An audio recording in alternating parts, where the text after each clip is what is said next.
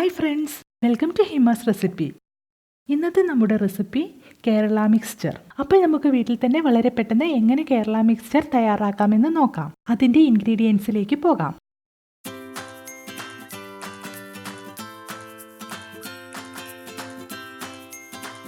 ആദ്യം തന്നെ നമുക്ക് സേവ് ഉണ്ടാക്കുന്നതിന് ആവശ്യമായിട്ടുള്ള മാവ് കുഴച്ചെടുക്കാം. അതിനായിട്ട് ഞാനിവിടെ 500 ഗ്രാം കടലമാവാണ് എടുത്തിരിക്കുന്നത്.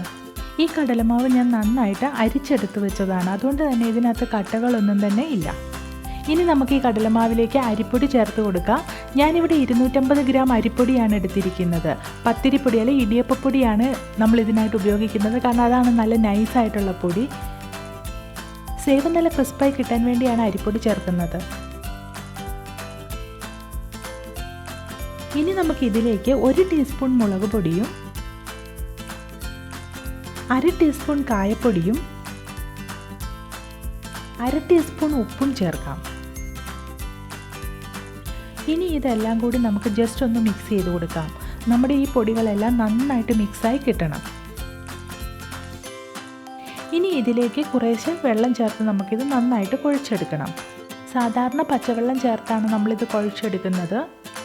കടലമാവിലോട്ട് വെള്ളം ഒഴിക്കുമ്പോഴത്തേക്കും വെള്ളം കൂടിപ്പോവാനായിട്ട് ചാൻസ് വളരെ കൂടുതലാണ്. അതുകൊണ്ടാണ് നമ്മൾ കുറേശ്ശെ വെള്ളമൊഴിച്ച് മാവ് കുഴച്ചെടുക്കുന്നത്. വെള്ളം കൂടിപ്പോയി കഴിഞ്ഞിട്ടുണ്ടെങ്കിൽ സേവ് വറുത്തെടുക്കുമ്പോൾ അത് നമുക്ക് കറക്റ്റായിട്ട് കിട്ടത്തില്ല.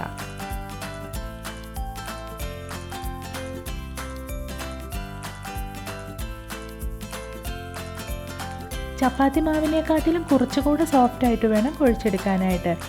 ഈ ഒരു കൺസിസ്റ്റൻസിയിൽ വേണം നമ്മുടെ മാവ് കുഴച്ചെടുക്കാനായിട്ട്. ഈ മാവ് നല്ല സോഫ്റ്റായിട്ടാണ് നമ്മളിപ്പോൾ കുഴച്ചെടുത്തിരിക്കുന്നത്.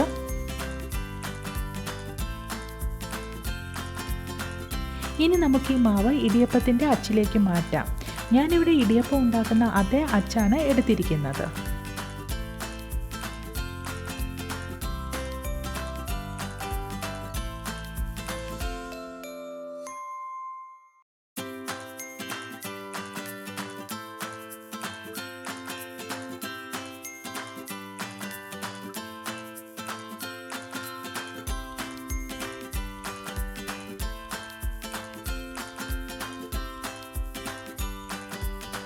ആദ്യം നമുക്ക് വെളുത്തുള്ളി വറുത്തെടുക്കാം. ഞാനിവിടെ ജസ്റ്റ് ഒന്ന് ചതച്ച് വെച്ച വെളുത്തുള്ളിയാണ്. ഇതൊരു ഏകദേശം 8 അല്ലി വെളുത്തുള്ളിയുണ്ട്.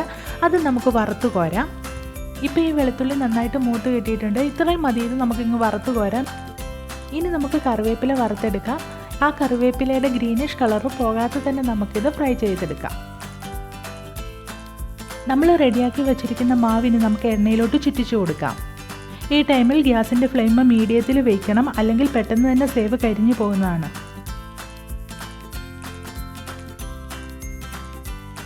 ഇപ്പോൾ ഈ വശം നന്നായിട്ട് മൊരിഞ്ഞു വന്നിട്ടുണ്ട്. നമുക്കിനി ഇതൊന്ന് തിരിച്ചിട്ട് കൊടുക്കാം. ഒത്തിരി നേരം ഈ സേവ് എണ്ണയിൽ ഇങ്ങനെ ഇടരുത്. ഫ്രൈ ആയി കഴിയുന്നത് നമുക്കിത് കോരി മാറ്റാം, കാരണം ആ ചൂടിലിരുന്ന് അത് ഒന്നുകൂടി മൂക്കുന്നതാണ്. ഈ വശം ഇപ്പോൾ ഫ്രൈ ആയിട്ടുണ്ട്. ഇനി നമുക്കിത് എണ്ണയിൽ നിന്ന് കോരി മാറ്റാം. ഇതുപോലെ ബാക്കിയുള്ള മാവും നമുക്ക് നന്നായിട്ട് വറുത്ത് കോരിയെടുക്കാം.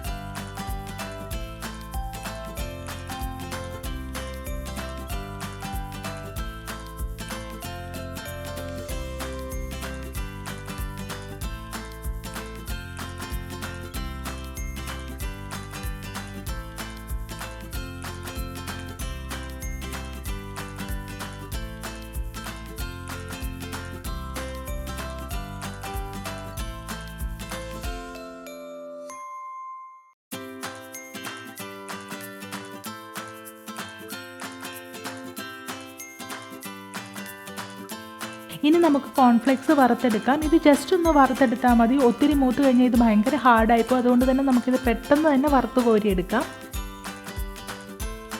കോൺഫ്ലേക്സ് വറുക്കാതെ ജസ്റ്റ് റോ ആയിട്ട് ഇട്ടാലും കുഴപ്പമൊന്നുമില്ല. കോൺഫ്ലേക്സിന് പകരം വേണമെങ്കിൽ നമുക്ക് അവൽ ചേർക്കാം. അവലാണെങ്കിലും ജസ്റ്റ് ഒന്ന് വറുത്തിട്ട് ചേർക്കാവുന്നതാണ്.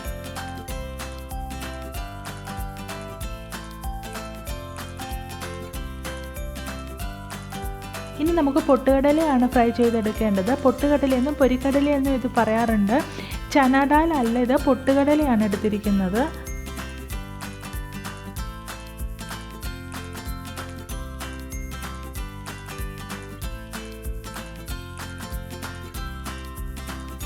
ഇപ്പോൾ ഇതൊരു ലൈറ്റ് ഗോൾഡൻ കളർ ആയിട്ടുണ്ട്. ഇത് നമുക്കിനി വറുത്ത് കോരാം. ഒത്തിരി ഗോൾഡൻ കളർ ആയി കഴിഞ്ഞാൽ ഈ പൊട്ടുകടല നല്ല ഹാർഡായി പോകും. പിന്നെ നമുക്കത് കടിക്കാൻ ഭയങ്കര പാടായിരിക്കും.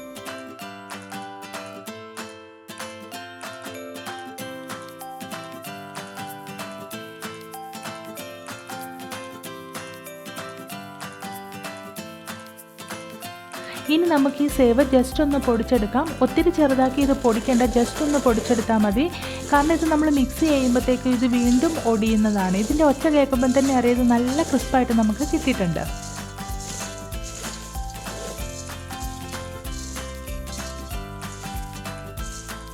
ഇപ്പം നമ്മുടെ മിക്സറിന് ആവശ്യമായിട്ടുള്ള എല്ലാ സാധനങ്ങളും നമ്മൾ വറുത്തെടുത്തിട്ടുണ്ട്. ഇനി നമുക്കിതെല്ലാം കൂടെ മിക്സ് ചെയ്ത് കൊടുക്കാം. നമ്മുടെ സേവ് ഞാനിവിടെ ജസ്റ്റ് ഒന്ന് പൊടിച്ചെടുത്തിട്ടുണ്ട്. ഇതിലേക്ക് നമുക്ക് നമ്മൾ വറുത്ത് വെച്ചിരിക്കുന്ന കോൺഫ്ലേക്സും അതുപോലെ പൊട്ടുകടലയും ചേർത്ത് കൊടുക്കാം. ഇനി ഇതിലേക്ക് കപ്പലണ്ടി ചേർക്കാം. കപ്പലണ്ടി വറുക്കുന്നതിൻ്റെ ഡീറ്റെയിൽഡ് വീഡിയോ ഞാൻ അപ്ലോഡ് ചെയ്തിട്ടുണ്ട്. അതിൻ്റെ ലിങ്ക് ഞാനിവിടെ കൊടുക്കാം. കാണാത്തവരുണ്ടെങ്കിൽ അതൊന്ന് കണ്ടു നോക്കണേ. ഇനി നമുക്ക് ഇതിലേക്ക് 1/2 ടീസ്പൂൺ മുളക് പൊടിയും 1 ടീസ്പൂൺ കായപ്പൊടിയും പാകത്തിന് ഉപ്പും ചേർത്ത് നന്നായിട്ട് മിക്സ് ചെയ്തെടുക്കണം. ഈ പൊടികൾ എല്ലായിടത്തും ഈവനായിട്ട് എത്തുന്നത് വരെ നമുക്കിത് നന്നായിട്ട് മിക്സ് ചെയ്തെടുക്കാം.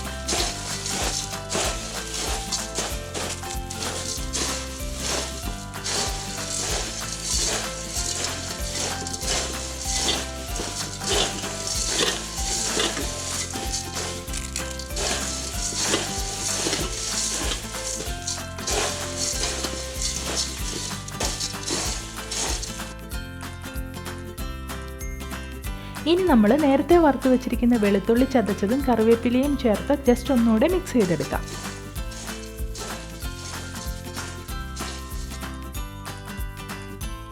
അങ്ങനെ നമ്മുടെ സ്പൈസി ആയിട്ടുള്ള കേരള മിക്സ്ചർ റെഡിയായി.